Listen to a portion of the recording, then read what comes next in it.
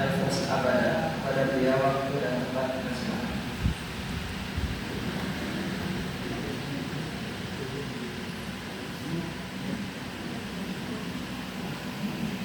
Assalamualaikum warahmatullahi wabarakatuh. Alhamdulillah nahmaduhu wa nasta'inuhu wa nastaghfiruh wa na'udzu billahi min shururi anfusina wa min sayyiati a'malina. Man yahdihillahu fala mudilla lahu wa man yudlilhu fala hadiya lahu. Asyhadu an la ilaha illallah wahdahu la syarika lahu wa asyhadu anna Muhammadan 'abduhu wa rasuluhu la nabiyya wa la rasula ba'da. Allahumma salli wa sallim wa barik ala nabiyyina Muhammadin wa ala alihi wa ashabihi wa man tabi'ahum bi ihsan ila yaumil. Amma ba'd. Fa ya ayyuhal hadiruna rahimakumullah. Fal awwal naqul hamdan wa syukran lillah ala ni'amihi min ni'matil iman wal islam. Kita bersyukur pada Allah atas segala nikmatnya, baik berupa nikmat iman maupun nikmat sehat. Wassalatu wassalamu ala habibina Mustafa Muhammad sallallahu alaihi wasallam. Dan yang kedua kalinya adalah kita aturkan salawat dan salam selalu kepada junjungan kita Nabi Allah Muhammad sallallahu alaihi wasallam. Tadi saya buka dengan bahasa Arab karena mengingat apa kata Mas Didian dan Baki. Utlubul ilma walau bisih. Ikhlisu ala ta'allumil lughatil arabiyyah fa innaha juz'un min dinikum. Bersungguh-sungguh dalam belajar bahasa Arab karena itu adalah bagian dari agama kalian. Jemaah rahimakumullah, saya sini bukan berbicara tentang pentingnya untuk memahami bahasa Arab. Namun saya kembali melanjutkan poin-poin mengisi bulan Ramadan agar tidak menjadi sia-sia. Saya sudah sampaikan 3 di kemarin, yaitu adalah memperbanyak zikir, berakhlakul karimah dan bersedekah rutin setiap hari. Dari 200.000 saya tambahkan 3 lagi. Yang keempat ialah mendoakan kebaikan bagi orang lain. Jamaah rahimakumullah, seringkali manusia memiliki keinginan untuk berbuat baik pada orang lain, terlebih lagi yang pernah menolongnya. Namun tidak semua orang mampu berbuat atau membalas kebaikan orang tersebut. Maka mendoakan kebaikan adalah salah satu alternatif baik untuk mendoakan orang tersebut maupun dengan mendoakan dia agar diampuni dari dosa-dosanya dan lain sebagainya.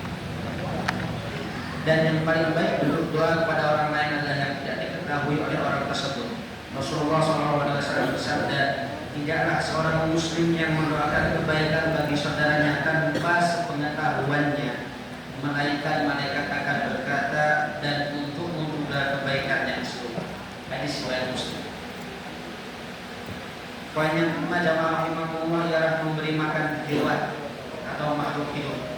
Islam sebagai agama kasih, rahmat dan lil alamin, yang itu mewujudkan sejahteranya bagi umat manusia. Maka Islam itu mengajarkan untuk umatnya, yaitu umat muslim, agar berbuat baik tidak hanya pada sesama manusia, melainkan juga pada hewan. Sehingga seorang muslim yang baik, terlebih di bulan Ramadan, adalah seorang muslim yang berbuat baik pada hewan-hewan di sekitarnya, seperti kucing liar dan yang mudah ditemui. Maka memberinya makan adalah salah satu alternatif yang tepat, baik itu makanan yang lebih khusus, makanan sisa, maupun kita menyisihkan makanan untuk hewan-hewan tersebut. An Abi Hurairah, dari Abi Hurairah radhiyallahu anhu, bahwasanya Rasulullah sallallahu alaihi wasallam bersabda, pada suatu ketika ada seorang lelaki sedang berjalan dan ia merasa sangat kehausan. Lalu ia turun ke sumur dan minum. Ketika ia keluar, ternyata ada seekor anjing yang menjulurkan lidahnya sambil menjilati tanah yang basah karena kehausan. Dia berkata, anjing ini kehausan seperti ini. Maka orang tersebut pun mengisi sepatunya dan memegangnya dengan mulut. Kemudian dia naik dan memberi minum anjing tersebut. Allah lalu membalasnya dan mengampuninya. Para sahabat bertanya, ya Rasulullah, wahai Rasulullah, apakah menolong binatang juga memperoleh pahala? Shallallahu Alaihi Wasallam menjawab, menolong setiap makhluk yang bernyawa itu ada nilai pahala dalam kurung sebagai balasan atas perbuatan baik padanya. Hadis riwayat Bukhari dan Muslim. Kemudian poin yang ke-6 alias poin terakhir, yaitu memberikan makanan berbuka puasa.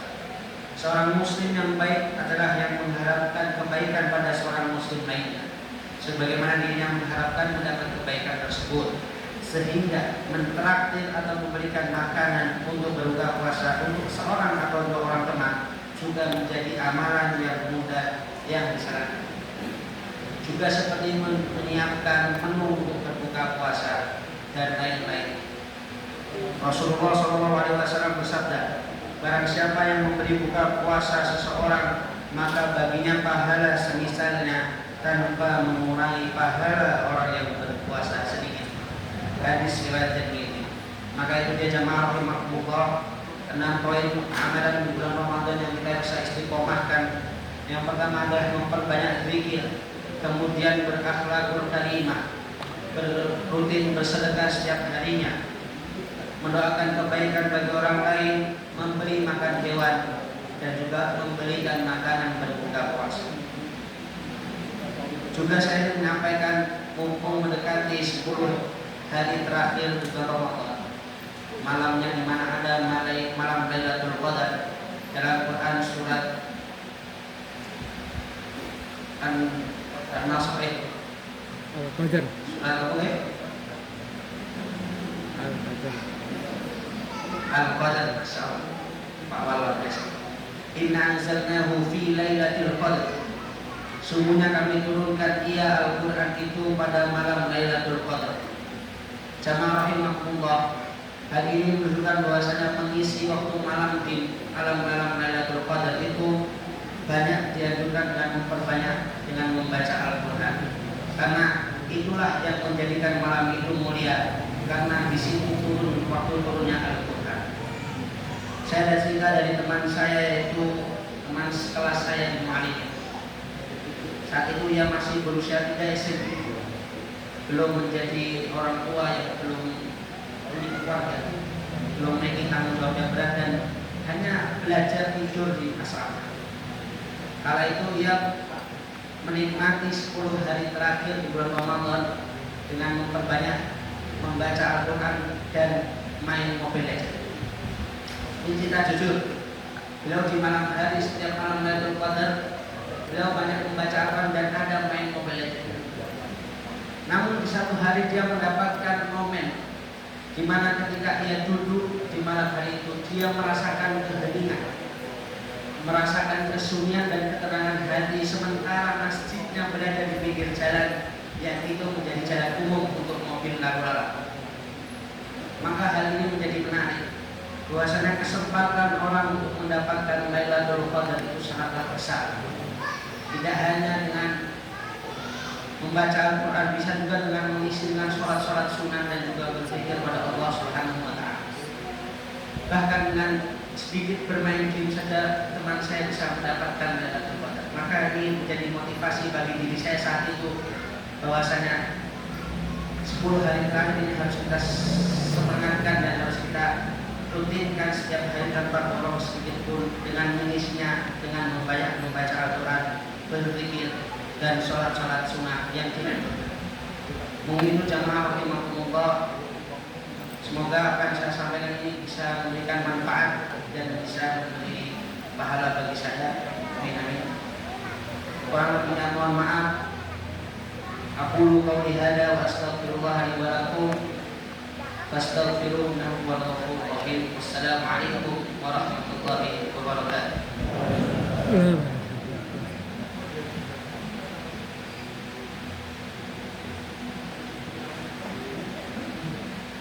Terima kasih kepada saudara Muhammad Anus Abada yang menyampaikan kajian pada kesempatan malam hari ini. Semoga ilmu yang telah disampaikan membawa manfaat, menjadi hikmah bagi kita semua, serta menjadi amal jariah bagi beliau. Selanjutnya perkenankan saya menyampaikan beberapa informasi tambahan. Untuk kultum subuh dan tarawih esok hari akan disampaikan oleh Bapak Asbawi, dan untuk mengisi buka puasa diisi oleh Bapak Sukamti. Untuk jadwal takjil berbuka puasa besok akan disiapkan oleh Ibu Haji Nino Alwi CS.